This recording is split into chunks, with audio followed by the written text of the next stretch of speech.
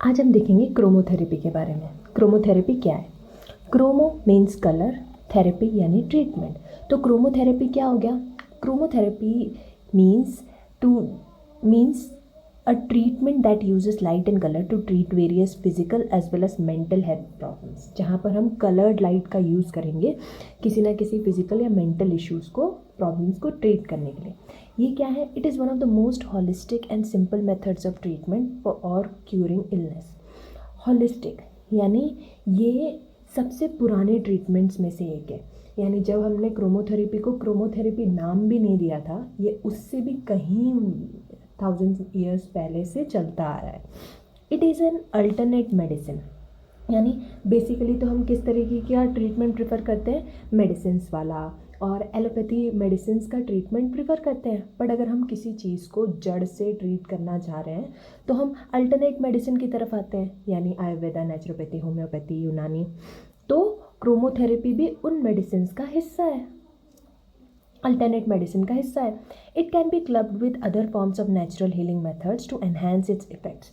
मतलब अगर कोई किसी का ऑलरेडी कोई ट्रीटमेंट चल रहा है, यानी अगर आयुर्वेदा का ट्रीटमेंट चल रहा है या उनकी फिजियोथेरेपी चल रही है या मसाज थेरेपी चल रही है, तो उसके साथ में आप उसे क्रोमोथेरेपी भी दे सकते हो, जिससे उसकी बॉडी में जो हीलिंग ऑलरेडी चल रही है, एक्टिवेटेड हुई है, वो और अच्छे से काम करेगी। अब इसमें देखते हैं कि क्या क्या चीज़ें आती है। It actually does not require you to eat or drink anything or even apply anything on the body. Simply lay under the desired required color. इसका मतलब ये हुआ कि इसमें आपको कोई मेडिसिन खाने की या कोई दवा पीने की ज़रूरत नहीं है, यहाँ तक कि स्किन पे कुछ लगाने की भी ज़रूरत नहीं है। आपको सिर्फ वो डिज़ायर्ड रिक्वायर्ड कलर, यानी जिस कलर फ्रिक्वेंसी की कमी हो रही है आपकी बॉडी में, सिर्फ उसके अंडर बैठना है। अब ये प्रिंसिपल काम कैसे करता है? The method works on the fact that light carries energy and as per the concept of electromagnetic spectrum is capable of penetrating the tissues of our body. अब इलेक्ट्रोमैग्नेटिक स्पेक्ट्रम यानी इलेक्ट्रोमैग्नेटिक स्पेक्ट्रम में हम कौन सा वाला area देख पाते हैं? विजुअल लाइट स्पेक्ट्रम वाला, जिसमें ये 7 कलर्स आते हैं। तो इससे ये प्रूव होता है कि हर कलर की एक फ्रीक्वेंसी है और वो स्पेसिफिक फ्रीक्वेंसी और वेवलेंथ के ऊपर ही वाइब्रेट करता है। तो क्रोमोथेरेपी इसी चीज़ पे काम करती है। Colours are all vibratory, each colour vibrate on a certain frequency carrying its own wavelength. ये अभी हमने जस्ट देख लिया। Our body cells recognize this wavelength and frequency and they absorb and respond to it as per its requirement। मतलब हमारी body in frequencies को जानती है और उसे अपने हिसाब से, मतलब हमारी बॉडी इन कलर की फ्रीक्वेंसीज को जानती है और अपने हिसाब से उन कलर को एब्जॉर्ब कर लेती है। अब इसके आगे, each colour has its own properties and have a stimulative और sedative effect on our nervous system. सारे कलर्स का एक जैसा इफेक्ट नहीं होता, कुछ स्टिमुलेट करती है हमारे नर्वस सिस्टम को और कुछ रिलैक्स कर देंगी। इसीलिए सारे कलर्स का इफेक्ट भी एक जैसा नहीं होगा, रिजल्ट भी एक जैसा नहीं आएगा। कुछ हमें क्रिएटिविटी, स्ट्रेंथ देगी, फोकस देगी, हैप्पीनेस देगी, और कुछ हमें वार्मथ या एंगर भी दे सकती हैं। Light is used in the form of color to balance energies lacking from a person's body, whether it is on mental level or spiritual level. अब जो ये कलर्स हैं, ये ये दो प्रिंसिपल्स पे काम करेंगे। पहले तो कलर की साइकोलॉजी और कलर की फिजियोलॉजी। कलर की फिजियोलॉजी कैसी होगी? कलर्स कैसे होते हैं? आइदर वो वार्म होते हैं, यानी जो रेड, ऑरेंज, येलो और इनके शेड्स हो गए, आइदर वो वार्म होते हैं या फिर वो कूल होते हैं, जो कि ब्लू, इंडिगो, वायलेट, इनके शेड्स हो गए, वो कूल होते हैं। वार्म कलर्स क्या होते हैं? ये अपने नाम जैसे ही है। ये अब आप फायर को देख लो, फायर के कलर्स में क्या है? ऑरेंज, रेड, येलो, यानी वो गर्म, हीट देंगे। और कूल कलर्स जो ये एकदम सूद करेंगे आपके नर्वस सिस्टम को। अब यहाँ पे वाइट और ब्लैक कलर क्या होगा?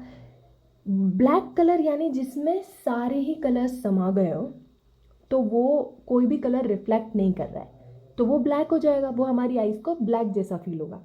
और वाइट क्या होगा? वाइट कलर एक्चुअली सारे कलर्स को रिफ्लेक्ट कर देता है। वाइट में भी सारे कलर्स होते हैं और इसका क्या प्रूफ है? ये देखो, सनलाइट। सनलाइट कैसे कलर की होती है? वाइट कलर की। अब आप उस वाइट कलर की सनलाइट को जब किसी भी प्रिज्म से पास करोगे तो वो 7 कलर्स में स्प्लिट हो जाएगा।